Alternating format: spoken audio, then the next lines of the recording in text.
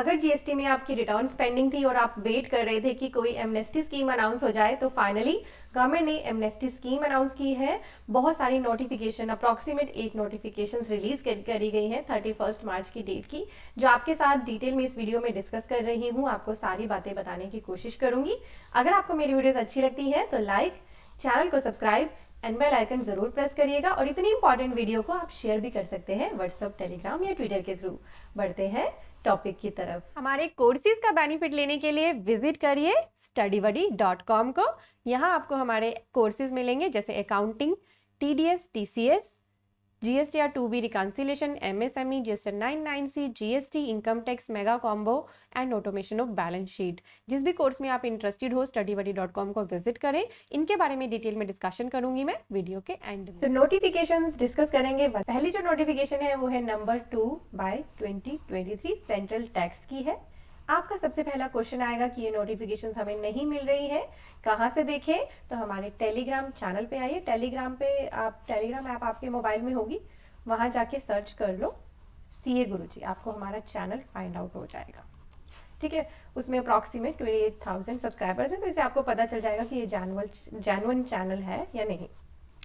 तो ये notification number 2 बात करेगी पहले कौन सी पेंडिंग रिटर्न की? GSTR 4, यानी ये एमनेस्टी स्कीम किसके लिए दी जा रही है? GSTR 4। किसको भरनी होती है GSTR 4? जो GST में कंपोजिट टैक्स पेयर्स होते हैं। तो अगर उनकी GSTR 4 पेंडिंग रह जाती थी तो अभी तक उस पर पर डे के हिसाब से अगर फीस देखें तो बहुत ज्यादा बन जाती थी। अब इसकी लेट फीस को कैप कर दिया गया है दो तरह से। अगर आपका टैक्स ही नील है GSTR 4 में, कोई टैक्स ही नहीं बनता, GST की लायबिलिटी नहीं बनती, तो फिर आपके लिए जो लेट फीस है वो नील कर दी गई है। अदरवाइज इस पे 250 रुपीज पर रिटर्न की कैपिंग कर दी गई है। 250 CGST के हैं और 250 ही SGST के हैं, यानी टोटल 500 रुपीज से ज्यादा आपसे लेट फीस आपकी GSTR 4 पे नहीं दी जाएगी।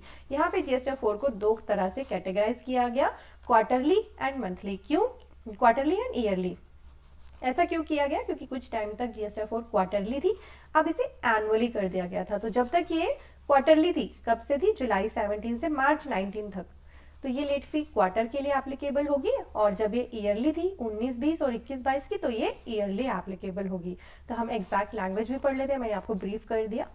यहाँ पे इस नोटिफिकेशन में चेंज करा गया है, इसमें एक प्रोविजो ऐड करा गया है। 6 प्रोविजो के बाद क्या लिखा है? Provided also that amount of late fee payable under section 47 of the said act shall stand waived which is in excess of 250 rupees. तो 250 रुपए से ज्यादा जितना भी आपका लेट फी बनेगा वो वेव ऑफ कर दिया जाएगा, यानी इससे ज्यादा का लेट फी नहीं लिया जाएगा। 250 रुपए CGST है और 250 ही SGST। ठीक है, इस बात का ध्यान रखना। And this shall stand fully waived. Fully waive कब होगा? Where total amount of central tax payable in the said return is nil for the registered person who failed to furnish the return। कौन सी? GSTR 4 quarter wise देखें तो इतने से इतने quarter की और इन ईयर्स की, पर उनको कब तक ये रिटर्न भरनी है? 1 अप्रैल 23 से 30 जून 23 के बीच में भर लेनी है। तो अब ये डेट इंपॉर्टेंट हो जाती है, अब इसको मिस ना करना। अब ये डेट देखते ही कुछ पर्सन सीधे जाएंगे GST पोर्टल पे, वहां देखेंगे कि ठीक है मैं ट्राई करता हूँ, मेरी GSTR 4 पेंडिंग है, मैं इसे फाइल करने के लिए ट्राई करता हूँ। वो गया, उसने अपना पोर्टल लॉगिन किया, GSTR 4 को ओपन किया और जब देखा कि लेट फी, तो वो वहां पे ज्यादा बनेगी। क्यों? क्योंकि जैसे ही नोटिफिकेशंस आती हैं, जरूरी नहीं है कि साथ साथ GST पोर्टल भी अपडेट हो जाए, उसको अपडेट होने में कुछ टाइम लग जाता है। ठीक है, तो अगर पोर्टल अभी अपडेट नहीं है, इसी नोटिफिकेशन के हिसाब से ही वो अपडेट होगा, तब तक आप वेट कर लेना, हरी मत करना। और एक क्वेश्चन और आएगा यहाँ पे मेरे पास कि हमने ऑलरेडी पुरानी लेट फीस के साथ GSTR 4 फाइल कर दी थी, क्या हमारी लेट फी वापस होगी? ऐसा कहीं भी नोटिफिकेशन में नहीं लिखा है, और आप पास सिनेरियो से भी आप देख ही चुके हैं कि ऐसा वेवर नहीं आता कि पुरानी लेट फी आपको जो आपने भर दी अपनी मर्जी से वो वापस कर दी जाए। क्लियर हो गया? अभी राइट नाउ जिनकी रिटर्न पेंडिंग है वो अगर 1 अप्रैल 23 से 30 जून तक भरेंगे तो उनको ये वेवर दिया जा रहा है। ये था GSTR 4 के लिए, जो होती है कंपोजिट टैक्स पेयर्स की रिटर्न। अगली नोटिफिकेशन नंबर 3 बात करेगी किसकी? Revocation of cancellation. बहुत बार GST रजिस्ट्रेशन कैंसिल हो जाने के बाद पर्सन को लगता है कि मैं उसे रिवोक कराना चाहता हूँ, यानी मुझे अभी भी उसकी जरूरत है। तो यहाँ पे आपके लिए एमनेस्टी स्कीम रिवोकेशन के लिए भी लाई गई है, क्योंकि रिवोकेशन का टाइम पीरियड होता है, इतने टाइम के अंदर ही आप उसे रिवोक कर सकते हैं एज पर सेक्शन 30। पर यहाँ पे गवर्नमेंट कह रही है कि the registered person may apply for revocation of cancellation of such registration up to 30 June 2023। कौन से वाले registered person who has failed to apply for revocation of cancellation of such registration within the time period specified in section 30 of the act as the class of registered person who shall follow the special procedure। और जिनका जो ये cancellation था वो कब हुआ था, on or before 31 दिसंबर 2022। 1 जनवरी 23 के बाद के जो कैंसलेशंस है उनकी रिवोकेशन का अभी टाइम है एज पर सेक्शन 30, तो इसलिए उनको इस कैटेगरी में नहीं लाया गया है। तो उनको क्या प्रोसीजर फॉलो करना है, जो रिवोकेशन करना है वो 30 जून तक कर लेना है। रिवोकेशन करने के लिए मैंडेटरी रहेगा कि आपकी जितनी भी पेंडिंग रिटर्न्स थी वो आपने भर दी हो, किसके साथ, जो भी आपका टैक्स ड्यू है विद लेट फी, पेनल्टी या इंटरेस्ट जो भी बनता है। और इसके बाद अब जो एक्सटेंशन दी जा रही है, no further extension of time period for filing application of revocation of cancellation shall be available in such cases. और साथ ही इसमें ना उन पर्संस को भी इंक्लूड करा गया है जिन्होंने एप्लीकेशन ऑफ रिवोकेशन के लिए कहीं पर अपील फाइल कर रखी है। The person who failed to apply for revocation of cancellation of registration, वो विद इन द टाइम नहीं कर पाया, फिर उसने क्या किया, अपील फाइल कर दिया against the order of cancellation, या उसकी अपील रिजेक्ट हो गई, तो वो पर्सन भी इसमें कवर है, वो भी अपना रिवोकेशन करा सकते। तो अब होगा क्या, कुछ पर्सन ये नोटिफिकेशन देखते ही, जिनको पता है कि हमारा पुराना रजिस्ट्रेशन हमारे लिए बड़ा इंपॉर्टेंट है, वो अपने जीएसटी पोर्टल को ओपन करेंगे और देखेंगे कि मेरे पास तो ये ऑप्शन आ ही नहीं रही है। तो जैसा कि मैंने आपको बताया, जीएसटी पोर्टल पे कुछ टाइम लगता है इन चीजों को एक्टिव होने में। हाँ, इन बिटवीन रिवोकेशन के लिए आप अपनी पेंडिंग रिटर्न्स फाइल कर लेना, जो भी वेवर आए उनके अकॉर्डिंग कर लेना। वैसे वेवर जो आए ना वो मैं बता देती हूँ आपको ब्रीफ में, जीएसटीआर 4, जीएसटीआर 9, जीएसटीआर 10 के लिए आया, यानी जैसे 1, 3 भी, इनकी कोई एमनेस्टी स्कीम नहीं आई है। क्लियर हो गया आपको नोटिफिकेशन नंबर 3। बढ़ते हैं नोटिफिकेशन नंबर 4 की तरफ। इसने चेंज किए हैं रूल्स और इनको लिखा है इफेक्टिव कब से होंगे, 26 दिसंबर 2022 से। कौन से रूल चेंज किए, रूल 8 है जो, उसका जो रूल का सब रूल 4A था उसको सब्स्टिट्यूट करा गया। क्या लिखा है, where an applicant other than person notified under subsection 6D of section 25 opt for authentication of Aadhaar number, he shall, while submitting the application under sub-rule 4, undergo authentication of Aadhaar number and date of submission of application in such case shall be the date of authentication of Aadhaar। तो यहाँ पे date of submission of application कौन सी मारी जाएगी, जिस date को आधार का ऑथेंटिकेशन हुआ है, या आधार ऑथेंटिकेशन अगर नहीं हुआ तो 15 days from the submission of application in part B of form GST REC 01 under sub rule 4, इन दोनों में से जो भी अर्लियर हो। एक तो ये चेंज किया है, फिर इसमें एक प्रोविजो डाला that every applicant application made under sub rule 4 by a person other than person notified under subsection 60 of section 25 who has opted for authentication of Aadhaar number as is identified on the common portal based on data analysis and risk parameter shall be followed by biometric based Aadhaar authentication and taking photograph of applicant where the applicant is an individual or such individual in relation to applicant as notified under subsection 6C of 25 where applicant is not individual along with verification of origin। अब आप कहोगे कि ma'am आपने ये पढ़ दिया, हमें तो समझ ही नहीं आया। आपने सुना होगा कि एक बायोमेट्रिक बेस्ड आधार ऑथेंटिकेशन की बात हो रही थी, ठीक है, यहाँ पे उसी की बात हो रही है। और ये अभी स्टेट वाइज एप्लीकेबल हुआ था, पूरे इंडिया पे एप्लीकेबल नहीं था। उसके लिए जो ये चेंज है रूल में अब एप्लीकेबल कर दिया गया 26 दिसंबर से, ठीक है। आगे पढ़ते हैं। With the application in form GST REC 01 at one of the facilitation centre notified by the commissioner for the purpose of this sub rule.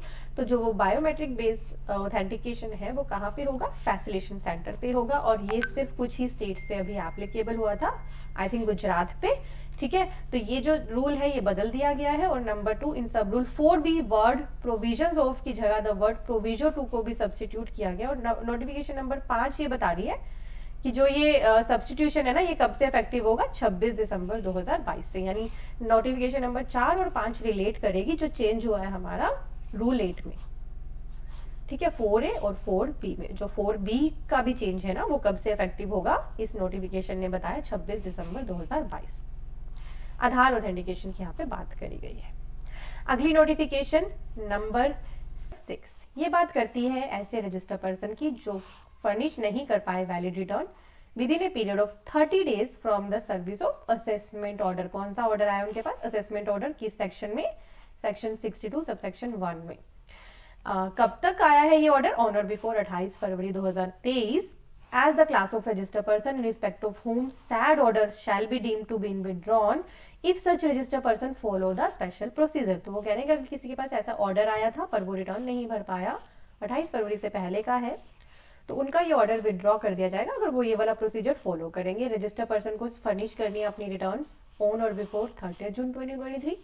पूरा टैक्स पे करना है, लेट फी पे करनी है, इंटरेस्ट पे करना है, irrespective of whether or not appeal has been filed against such assessment order under section 107 of the act or not। the appeal if any filed against the said order has been, जिसने इसके against appeal कर रखी है, चाहे इसके against appeal decide हुई या नहीं हुई, सभी केसेस में ये स्पेशल प्रोसीजर फॉलो करके इस असेसमेंट ऑर्डर को विड्रॉ कराया जा सकता है एज पर नोटिफिकेशन नंबर 6। बढ़ते हैं अगली नोटिफिकेशन नंबर 7।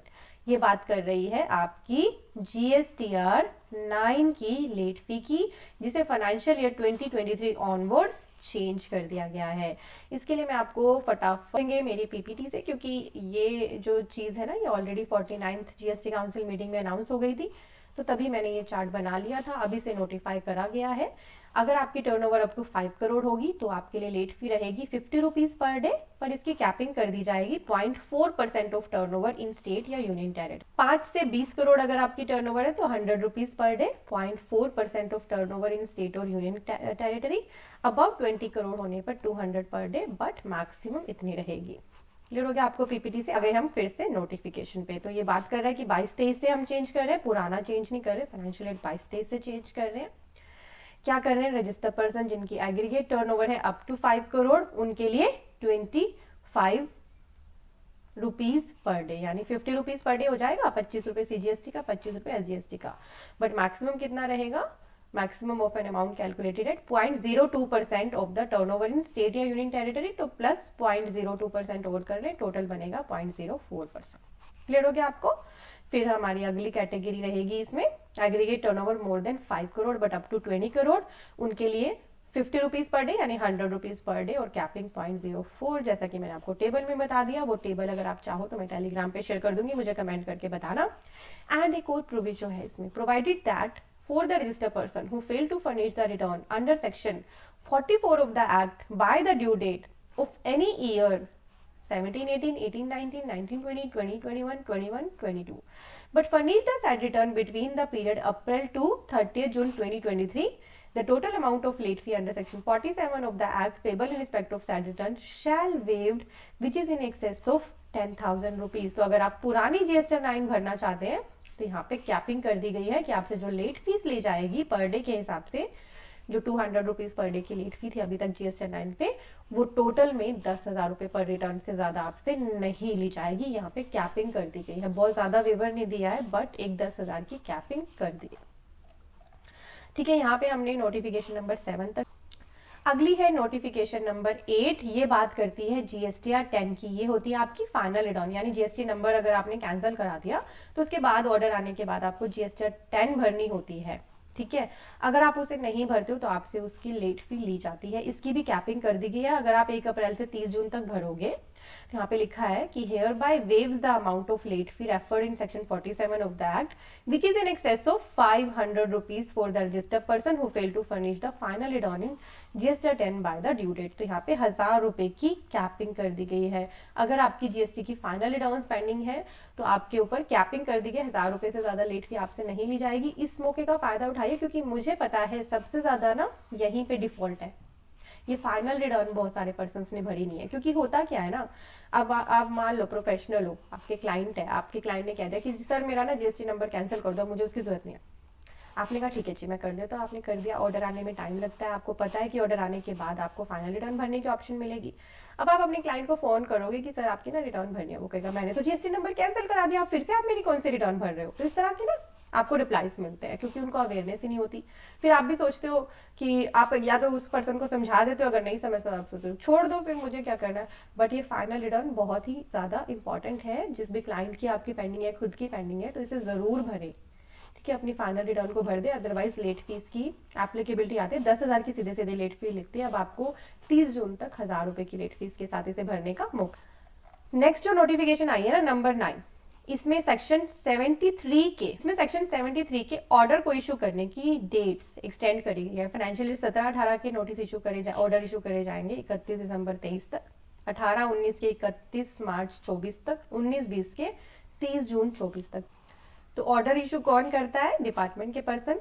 किस लिए करते हैं? सेक्शन 73 में for recovery of tax note paid या शॉर्ट पेड, या फिर आईटीसी रॉन्गली अवेल्ड और यूटिलाइज।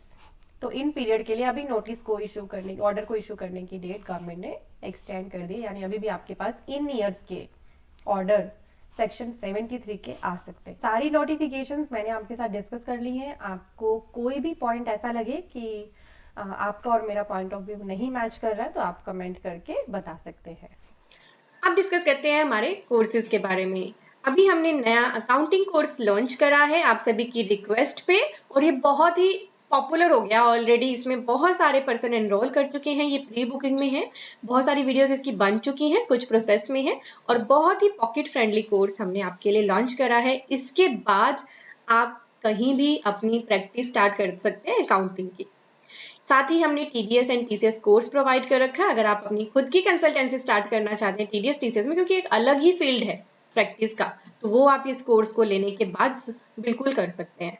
TDS ऑन प्रॉपर्टी एक अलग ही टॉपिक हो जाता है। बहुत से पर्सन प्रॉपर्टी को सेल या परचेज करते हो कंफ्यूज होते हैं टैक्स में ना, TDS में। तो इस कोर्स का आप बेनिफिट लीजिए, बिल्कुल ही मिनिमम प्राइस पे अवेलेबल है। Then 3B reconciliation with 2B, ये कोर्स आपके लिए अवेलेबल कराया, क्योंकि रिकंसिलेशन GST में अब इतने इंपॉर्टेंट हो चुके हैं, आप इन्हें मिस नहीं कर सकते। तो लाइव 3B फाइलिंग है with proper 2B versus 2A reconciliation, और बहुत ही मिनिमम कॉस्ट पे अवेलेबल है। सिर्फ रिको सीखना है, 3B फाइलिंग नहीं सीखनी, तो वो कोर्स अलग से अवेलेबल है। MSME पे गवर्नमेंट का फोकस है कि सभी बिजनेसमैन खुद को MSME में रजिस्टर करके MSME के बेनिफिट्स लें। ये कोर्स भी आपके लिए अवेलेबल करा रखा है हमने। देन हमारे कॉम्बो हैं कुछ, और GST income tax ITAR TDS के कोर्सेज हैं। मेगा कॉम्बो में हमारे GST income tax ITAR TDS and automation of balance sheet course include है। इस कोर्स में बहुत सारे पर्सन एनरोल कर रहे हैं। Then automation of balance sheet का कोर्स, ये क्या है? बैलेंस शीट तो आप सभी को आती है बनानी, बट आप कैसे बनाते हो? एक एक चीज को, एक एक फिगर को एक्सेल में लिंक करते हो मैनुअली। अगर मैं आपको कोई ऐसा तरीका बता दूं कि आप चाहे अपने क्लाइंट को डेली बैलेंस शीट दे दो, तो वो, अगर मैं कहूं कि मेरे पास एक ऐसा तरीका है कि आपका क्लाइंट चाहे डेली आपके पास आ जाए और आपसे बैलेंस शीट मांगे, तो आप 5 ही मिनट में उसे दे सकते हो, वो यही तरीका है जो इस कोर्स में बताया गया है। बहुत सारे पर्सन्स ने इसका बेनिफिट लिया है। इवन आप अगर ऑलरेडी जॉब करते हो या अपना खुद का प्रैक्टिस करते हो, कंसल्टेंसी देते हो, तो ये कोर्स ना आपकी कंसल्टेंसी को, आपकी प्रैक्टिस को या आपकी जॉब प्रोफाइल को और भी इम्प्रूव कर देगा, क्योंकि इसमें ऐसे ऐसे फॉर्मूलाज डिस्कस करे गए हैं जो आपको सिर्फ बैलेंस शीट के लिए ही नहीं, और भी कई चीजों के लिए काम आएंगे। तो इस कोर्स का ज्यादा से ज्यादा बेनिफिट लीजिए। कुछ और भी कॉम्बो अवेलेबल करा रखे हैं हमने, तो आप यहाँ पे आके चेक कर सकते हैं। कोई भी दिक्कत है तो हमारी टीम के नंबर दिए हैं, email ID दी है, इनके साथ आप बात कर सकते हैं। Thank you for watching, bye bye.